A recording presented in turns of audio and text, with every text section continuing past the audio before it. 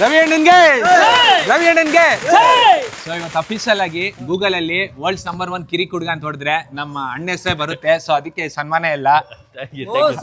ರವಿ ಅಣ್ಣನ್ಗೆ ರವಿ ಅಣ್ಣನ್ಗೆ ಅಣ್ಣ ಇದೇ ಖುಷಿಯಲ್ಲಿ ಪಾರ್ಟಿ ಗೀಟಿ ಏನಿಲ್ಲ ಅಣ್ಣ. ಪಾರ್ಟಿ ತಾನೆ ಕೊಡೋಣ. ಆ ಪಾರ್ಟಿಗೆ ಒಂದ್ ಹೆಸರು ಇಟ್ಬಿಡೋಣ, ಮೊಬ್ಬು ಪಾರ್ಟಿ ಅಂತ. ಪಾರ್ಟಿ ಪಾರ್ಟಿ ಅಂದ್ರೆ ಹೇಳ್ತೀನಿ ನಡಿ. ಅಯ್ಯೋ ನೀವು ಬಂದೆ ಒಂದ್ ನಿಮಿಷ. ಏನಣ್ಣ ಈ ಮೊಪ್ಪಾಟಿ ಅಂದ್ರೆ?